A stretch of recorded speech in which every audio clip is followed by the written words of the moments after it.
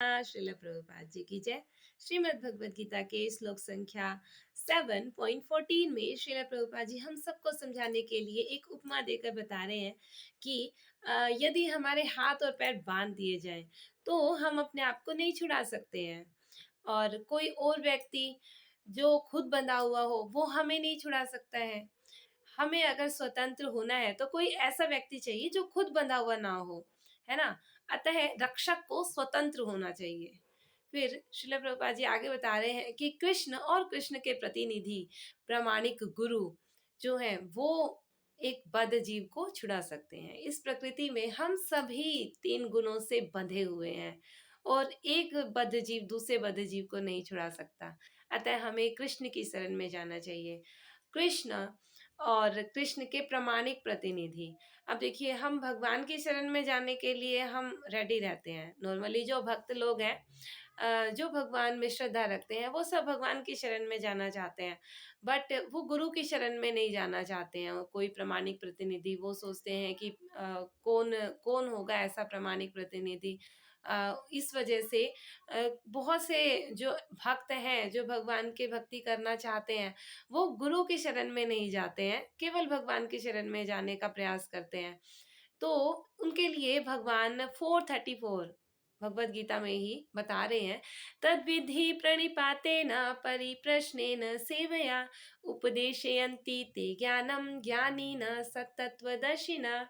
तो भगवान इसमें क्या कह रहे हैं कि तुम गुरु के पास जाकर उनसे प्रश्न करो। और कैसे प्रश्न करो?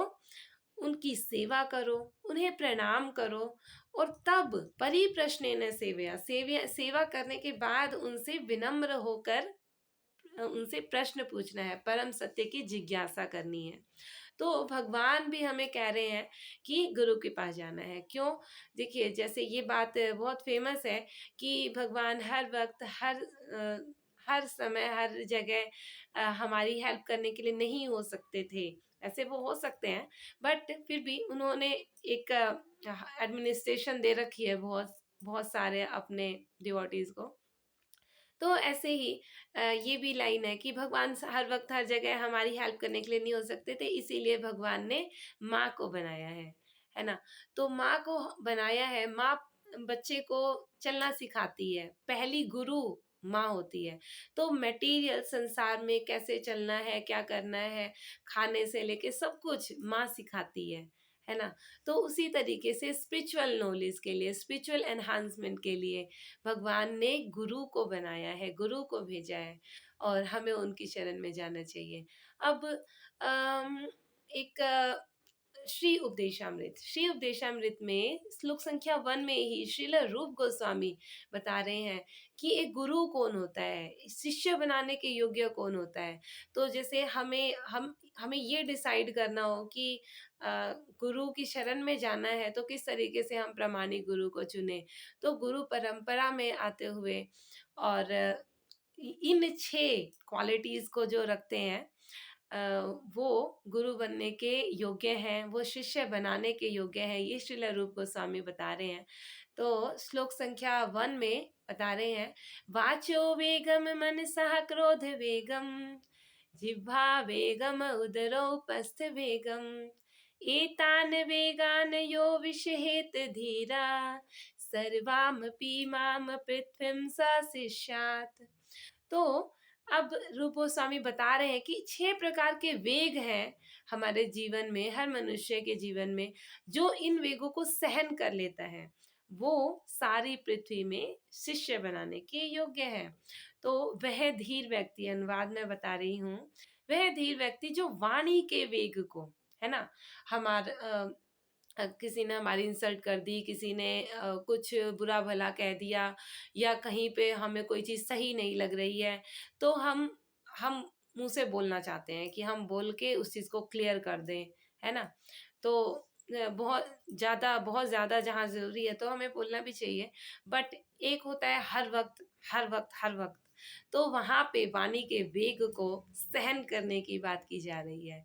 फिर क्या है? मन की मांगों को। अब मन हर दूसरे सेकंड मन की कुछ अलग मांगे होती हैं, ये कर लो, वो कर लो, यहाँ चले जाओ, वहाँ चले जाओ, ये दिला दो। जैसे बच्चा होता है ना, ये दिला दो, वो दिला दो, वहाँ जाना है, यहाँ जाना है, उसी तरीके से ये मन भी करता रहता है। तो ये भी मन बार-बार डिमांड्स करता रहता है। तो मन की माँगों को जो सहन कर लेता है ना? उसकी हर माँग को जो पूरा नहीं करता है, तो वो सहन कर लेता है। इसी तरीके से क्रोध की क्रियाओं को, गुस्सा आ गया और गुस्से में जो भी कुछ करने का मन कर रहा है, तोड़-फोड़ दें, किसी का सर फोड़ दें, है ना? तो ऐसा जो ना करें, ठीक है? क्रोध की क्रियाओं को जो सहन कर जाए। और भी और छोटी से लेके बड़ी से बड़ी चीज़ें हैं क्रोध में तो उन क्रोध की क्रियाओं को कहा गया है, तो क्रियाओं को जो सहन कर ले, है ना? उसपे रिएक्ट ना करें। और क्या है? जीभ, उदर और जनन इंद्रियों के वेगों को।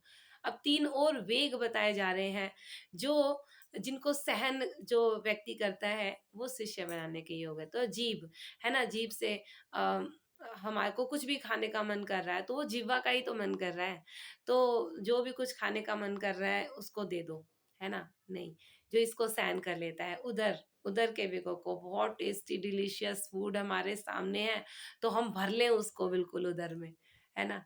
तो ऐसा भी है, इसको भी जो सहन कर लेता है और जनन इंद्रियों के वेगों को जो सहन कर लेता है, वह सारे संसार में शिष्य बनाने के योग्य है।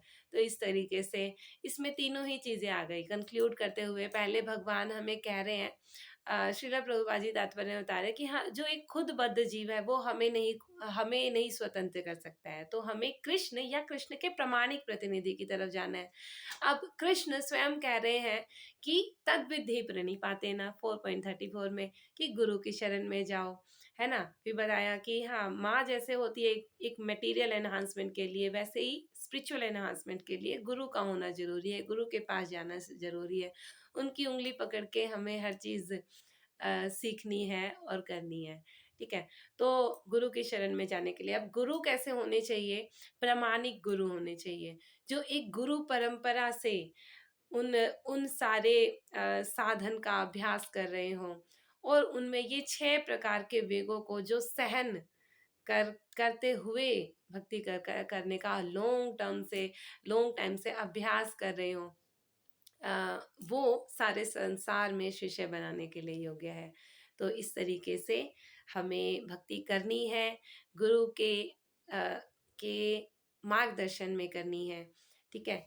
तो और इस तरीके से सफल इस जीवन को कर लेना है। तो चैंट एंड बी हैप्पी। हरे कृष्णा। श्रील प्रभुपाद जी की जय।